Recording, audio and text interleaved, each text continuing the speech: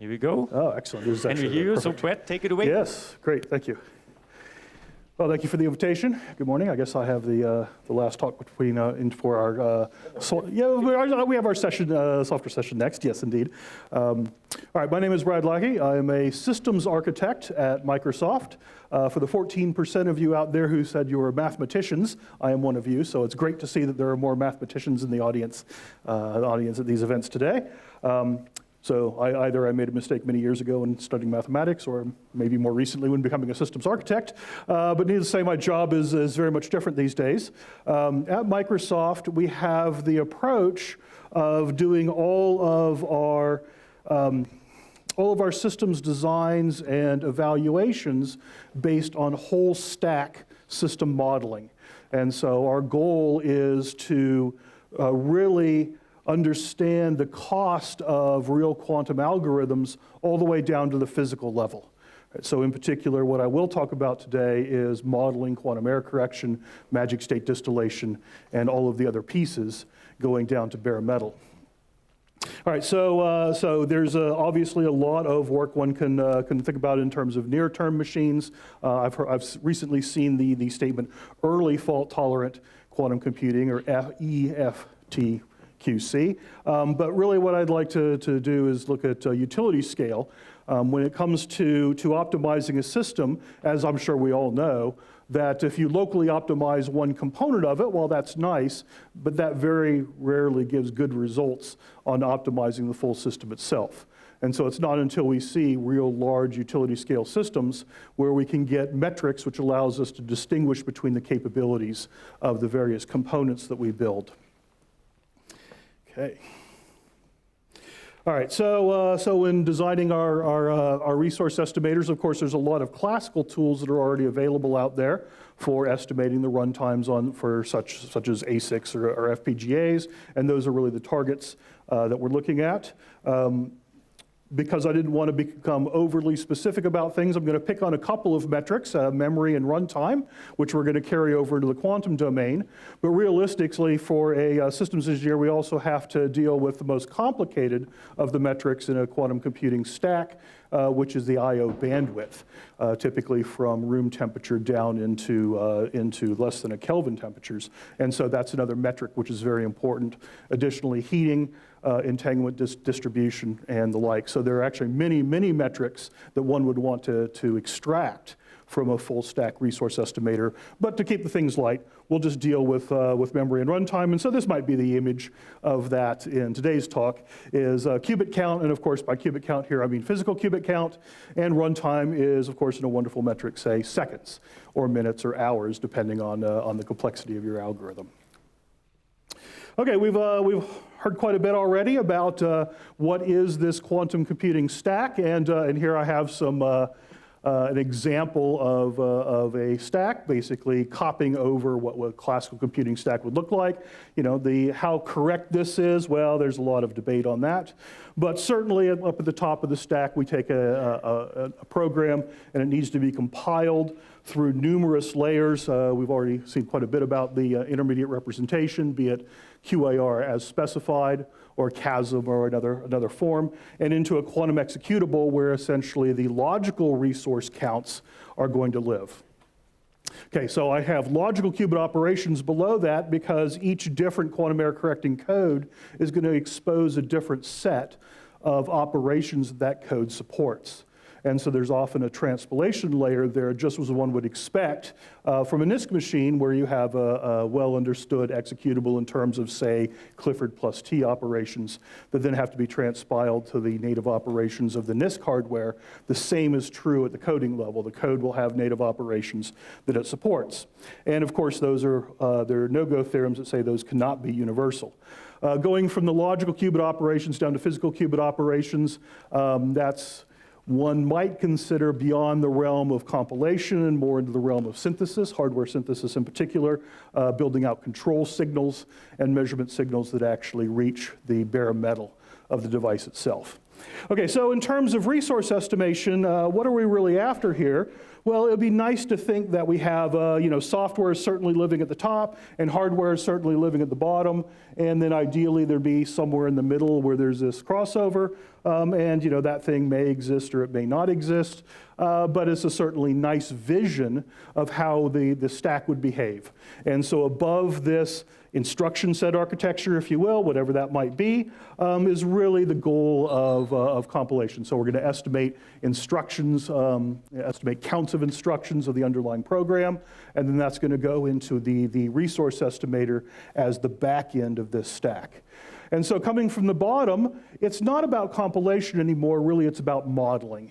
Each of the components of the system are going to have certain behaviors attached to them, and we wanted those behaviors to be composable so that we can then provide reasonable models for each of the instructions in that instruction set architecture, and then those models can give us estimates of the resources that are required to run that, be it raw qubit count and runtime, or much more sophisticated objects.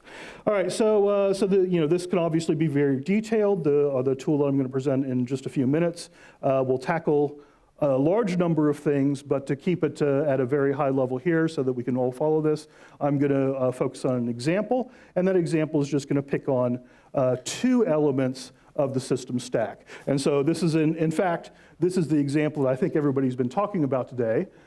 This carbon fixation catalyst, which is one of the standard examples that everybody looks at in quantum chemistry, and the numbers here are coming from this double factorized tensor hypercontracted example, which is a mouthful, and so sum of squares might be an easier way of saying what came out of the Google paper. And so after we've run it through some compilation steps and a number of optimization steps, we get down to some counts at that instruction layer. Okay, and so in this case, we have a number of application qubits that we have, which are required by the algorithm. In this case, the table lookup, and then the quantum phase estimation. We have an estimated number of logical cycles in that runtime, and here we have assumed something about the underlying code. We've assumed that we're going to have surface code living below this, and therefore we need to just count cycles at a very basic level. We have, based on the number of operations for this particular layout of the surface code we've examined, we can have a target error rate for the number of operations. And then, of course, as will always be the case in fault tolerance, we have to count the amount of non-Clifford resources that need to be consumed over the course of the execution of the algorithm. So for surface code, the resource that we need is T-states, but equivalently we could have used Foley states or something else which is equivalent. And we'll get back to that in just a little bit. Okay, since we're doing something a little bit different today, I wanted to keep it at a high level. We got, as you can see, I have a wonderful art department at Microsoft who can come make slides for me.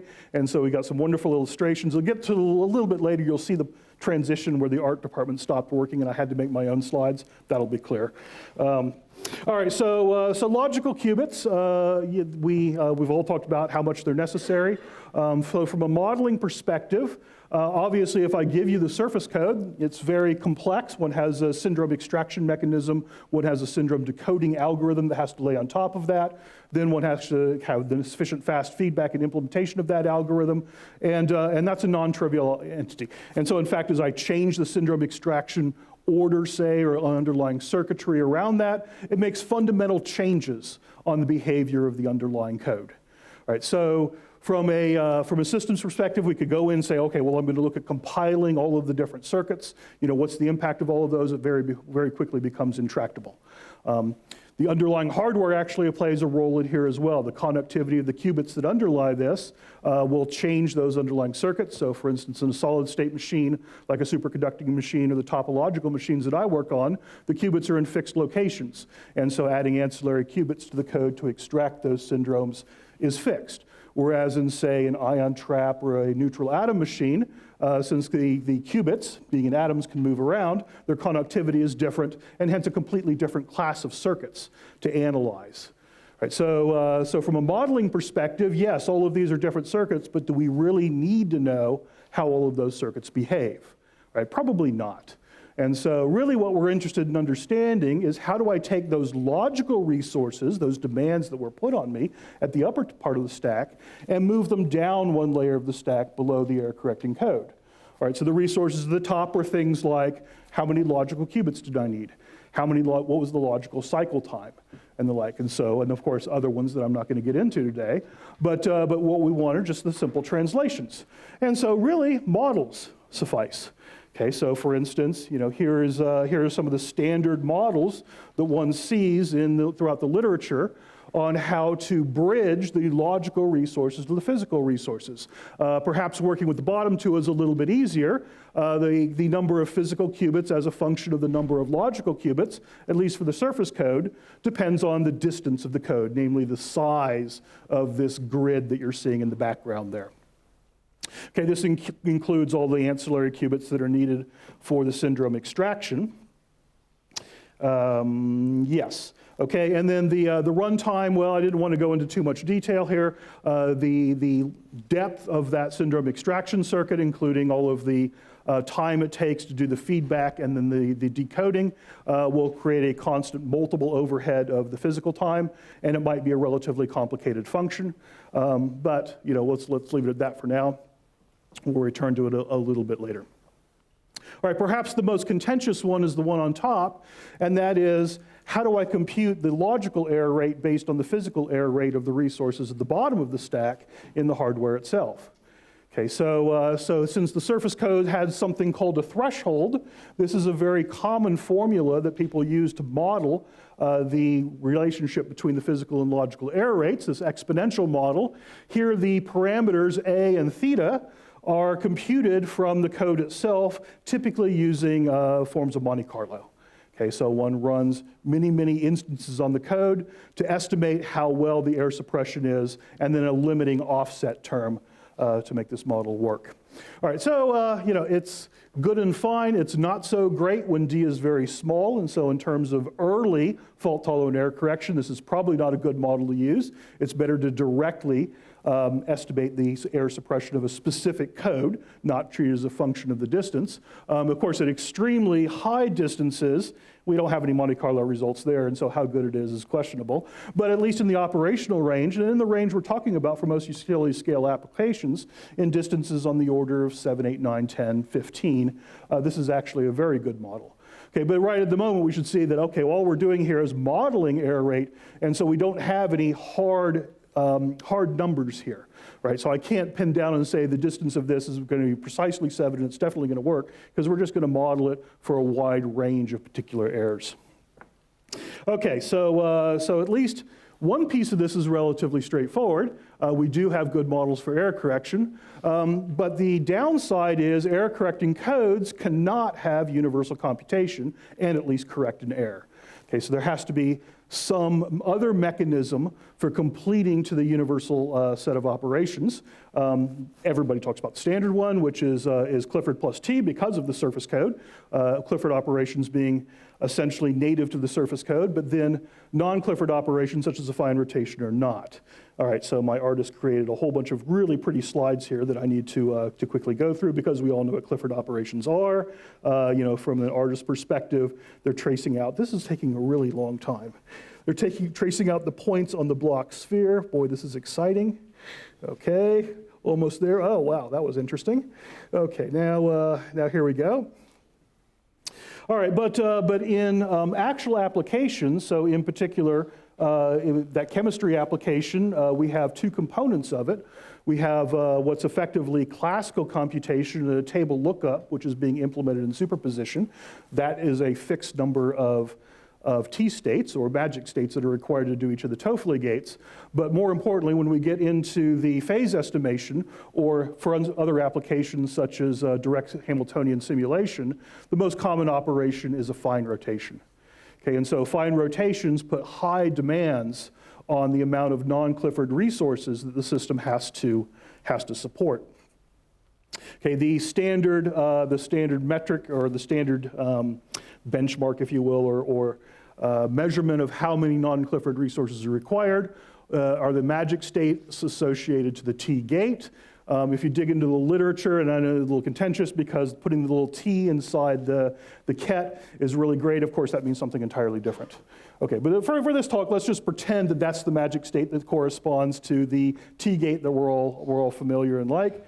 If I need to translate some direct Hamiltonian simulation or something into T gates, the cost of it actually can be significantly high. And so, for instance, in our double factorized example that we started with, we had a target error rate of around 10 to the minus 13. Okay, so, and so as I begin to cover the block sphere with rotations that I can hit using a certain number of T-gates, the distance between the points in this coverage is going to have to get to something down on the order of 10 to the minus 13 to achieve that target logical error rate. Okay, so how many T-gates does it then take to synthesize out one of these fine rotations? And that could be quite large. Of course, there's a good deal of literature on this, but then it creates a pretty significant overhead. So if you're interested in that problem, the number is 19 T-gates for every single rotation that you're going to do within the algorithm. Okay, that drives then the number of T-gates that are necessary, and then the cost of performing the non-Clifford operations. Okay, so then the second part of our story is then the other half of the I don't know if you want to call this the quantum plane, if you will, is then not dedicated to actually doing the computations of the underlying program, but creating these magic states. Okay, ideally, we would like to say that, oh, I just create them perfectly and there they are. However, of course, that never happens. If you actually run something on hardware, you end up with some state which is slightly off, nowhere near our 10 to the minus 13 accuracy that we need of it. And so there's well-defined protocols for taking multiple copies of these magic states. And so, oh, it looks like our artist could count to 15. Excellent. 15 to 1 protocol is by far the favorite. And so in this case, we consume 15 of these T-states to produce one T-state of better quality. And so we see our qubit counts are going to start to jump quite a bit because these 15 physical T-states are then necessary just to distill out one better T-state. Okay, but now that one better T-state may still not be good enough. And so we have to run this through distillation again. And so now it's becoming several hundred T-states that are necessary to get one into several thousand qubits that are necessary to just create one reasonable T-state. Okay, so for a long time, people were concerned that effectively all a quantum computer is ever going to do is magic state distillation. Okay, it turns out that's not the case. All right, and that's actually kind of nice. I was tempted to put some more concrete numbers in here. I didn't because I actually have a different point that I want to make on this slide. Okay, so when I actually want to compute the number of physical qubits using the simplified architecture of how a quantum computer might work, and in particular for the Majorana qubits that we're looking at, I have to slightly change the formula for how the error correction works. Since we have a solid state system, it requires more ancillary qubits to perform surface code error correction. And so the first term, then we tune our distance to get our target error rate, and that gives us a number of physical qubits associated to that. And then we compute the number of magic state factories that are necessary to produce T-states rapidly enough to execute the actual program. Okay, so I didn't want to put the numbers for that in there. If you, I have them all available. I actually have the file open where we can see those, and it's very complicated. Okay, but enough said that I get this number here and say, okay, to run this application, I need, 1,232,424 qubits. Well, no, not really. That is grossly overspecified, right? And so the last digits on here have no confidence in those whatsoever. There are tons of things we didn't consider within the program stack that would have to. Top of mind, these magic state factories are non-deterministic. And so the system's going to have some sort of buffering to make sure that you have enough of these magic states available when the program requires them. Numerous other communications costs, entanglement distillation costs. And so when we write out the number of physical qubits, we shouldn't think that that's going to be some very specific number like this. This is just an example of me cutting and pasting out of the tool without really thinking about what I was doing. Okay, the second one is more like along the lines of what we want. Okay, so technically the resource estimator tool gives us the runtime of the algorithm in nanoseconds. That's great. but really converting that to a more human time, and since there's a huge amount of uncertainty in the models that we're creating, a couple significant digits makes sense for actual runtime of the algorithm. Okay, so these new sum of squares algorithms on a utility scale machine with, in particular, this Majorana machine that we're studying with about a 10 to the minus 5 10 to the minus 5 error rate, gives us some not too unreasonable physical estimates of how big the machine has to be. All right, a little bit about the tool itself. The software stack we have for our quantum resource estimator, this is all open source. It's available Microsoft/QDK. You can see it right in there. Sorry, where is it? Microsoft/QDK on GitHub, of course. Right, so just go to GitHub and you can just type that in and it'll pop right up. It's in the resource estimator directory in the source file.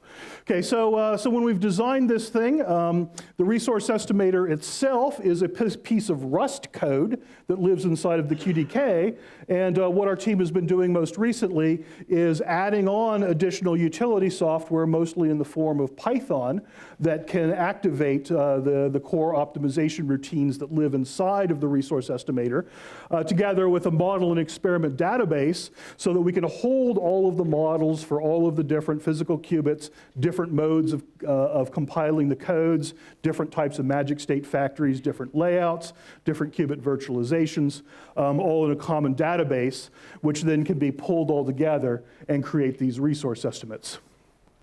Okay, so we have just finished that and are in fact open sourcing the last of these Python programs, I think this week, and now that we finished that task, we're working on the next version of Resource Estimator. Okay, so Resource Estimator 3.0, some of our lessons learned is not to have one database, and so if you really want to use this, I apologize for it. You know, give us a few months and we'll have that split out into different things. We also have some stove-piped classes that we want to try to get rid of and add a little bit more modularity. Okay, let me make a little bit clearer statement on what I mean by that. And so this example we did today follows this type of architecture. So we're assuming that when we look at the full stack of the system, that we can break up the functionality of the underlying qubits that live on the bottom into two pieces. One of them is the main compute register, and that's where we talked about our quantum error correcting code, the surface code doing all of our operations. And then the other one was dedicated to generating magic states. Very simple. It's not fair to say that one of them is the error correction register and one is the magic state register. It doesn't make any sense. Error correction is not a component. Error correction is maybe, I guess using the proper lingo, it'd be an interface, because error correction lives at the bottom of this. This register operates on the executable, and it uses error correction in doing so. Magic state factories also use error correction. Okay, I didn't talk about putting the codes into the magic state factories, but they're there. And we use the same surface code models over here. Didn't have to, and in fact, we're going to see talks here where memory and magic states and the main register and everything can be using different codes, and that's certainly reasonable. Additionally, down at the bottom on our physical qubits, we could have actually layers of virtual physical qubits down at the bottom. And in the newer version of Resource Estimator, we want to abstract these components into a more unified and extensible way so that the users can define components however they will. All right, so I was thinking heavily about live demos, but I figured that was a really bad idea. And so decided instead just to make some totally unreadable screen captures of the tool at use, and I have a little video in a moment. And so for me, this is perfectly fine because this is about the size of my monitor at home, and I sit right about here, and so this looks perfectly fine. If we're squinting a little bit, I'm happy to show you this in an enlarged font. But the tool basically works through having configuration files written as JSON files. Here we see the appropriate metrics such as the 1 qubit measurement error rate, 1 qubit time, T-gate error rate, which are parameterized representations, possibly parameterized representations of what's happening at the bottom of the physical qubits. Here we have part of the API for our error correcting code, and so the API has to expose certain things such as a function for logical cycle time, a function for logical error rate. Those are the things that get consumed by the resource estimator itself. Okay, so we have a little bit of an agent going over there helping us out. And so, we run the resource estimator. We can run it across a wide variety of benchmark examples and architectures, and I'll show you a bit what one of those looks like. But here we can see the results, and of course there's little plotting tools embedded into VS Code that we can use to plot what we've all seen. Now the difference here, of course, is we're not plotting depth versus logical qubits. We are plotting actual runtime in, in this case it's actually plotting the orbitals of the problem size itself versus the number of physical qubits that are necessary to instantiate it. Okay, so there's a lot of decisions in how we can tune the various parameters in here. And so over here, we see at the very top of the stack is a Q-sharp program for doing the simulation did it say a 1D Ising model? Why on earth are we doing a 1D Ising model? Well, I'll go and change that for the next talk. All right, so of course, simulating a 1D Ising model is trivial, so there's no point in spending a lot of time doing that. But nonetheless, the point is, here we have some Q-sharp code. It gets compiled down into an instruction set, which then we can count the instructions that are there. In this case, it's almost all fine rotations. And so those fine rotations need to be expanded out in terms of a ridiculously huge number of T-gates. And therefore, when we see these T factory fraction up there, how much of the chip is dedicated to producing magic states? Well, no surprise, 97 to 99% of all of the resources are being dedicated to just generating magic states. Okay, so this is the thing that kind of brought people to think, oh, well, if I can improve magic state generation, I cure all the problems. Well, not really. The one that I didn't tell you with the 1.2 million qubits before, only 30% of the chip is dedicated is for magic state distillation. And so you really have to look at the underlying application to know what that trade-off is. And solving one versus the other, well, that's not going to work universally. Each of the algorithms is going to require different tuning of what's important. Okay, so in this case, since the T-state factory is so costly, there's some natural trade-offs we can do. And so what I'm putting here is actually the Pareto frontiers for the time-space trade-off between using more qubits versus slower runtime. So in particular, if I throttle the execution of the program, I don't have to produce magic states as quickly, and therefore I don't need as many factories to do it, fewer qubits. Right, so we can easily extract those from the estimator as well. Okay, I have just enough time to do the video. Okay, so here is our actual live demo. Since I was, of course, scared to do a live demo, let me get it started here. Okay. Oh, maybe I have to click the button. Oh, there it goes. Okay, now it's working. So I thought that it would be really great to just then record a session of Resource Estimator at use. And then I had even a better idea is I would talk to Matthias Serkin, who I work with, and just steal one of his videos. The art department's already been through this. This was actually about a slightly different point, as he wanted to show that it's relatively easy to link our Resource Estimator with one of the standard AI agents that's embedded into VS Code, and so in this case, Claude Sonnet 4. And so in particular, what he's asked it for is to read Mark Safran's team's paper on their neutral atom machine and extract all of the qubit parameters on how good their qubits are, and then grab all of the example files from surface codes and other things and the chemistry application files, and build this YAML file which drives the resource estimator. Okay, and it does that, and it cranks that out, and so here we're seeing an example of the file that it produced. And so in particular, it's pick particularly magic, well, okay, we've scrolled down to the bottom already. Pick particular magic state factories for each of the systems. Selected how it's going to instantiate the surface code based on the prototypical templates that we already have in the library, and dumped it all into this YAML file. Here it's actually run the thing, and then we're going to plot the results. Okay, there's only 4 examples here. One of them is hiding down here at the bottom. Of how we can configure the surface code in a variety of different ways. Clearly one is the winner over the other. Then here on the side we can see it giving us summary results, and in particular, if we want to create a report for this thing, then it'll just do it automatically. All right, so in particular, I'm not so keen on looking at an embedded graph in there, and so I have it cough out a whole big LaTeX file that I can dump into a paper then. I think Matthias actually configured it to do a markdown file, which then can be distributed together with the rest of the library. Okay, so that brings me to the end of the demo. I don't know what the deal is with the Wi-Fi, because it's working perfectly for me. I guess you have all the graduate students up now on the roof with antennas. Exactly. And so even though I decided not to do the demo here, I have it up and running. So if anyone wants to see just and play around with the resource estimator, our goal here is not to produce a nice GUI-based system, but to have the hardcore engine that underpins it. Okay, so in particular, what I would show you is that everything is driven by configuration files, and hence it's really simple to produce new front ends and back ends to this tool. Okay, great, thank you very much. Thank you.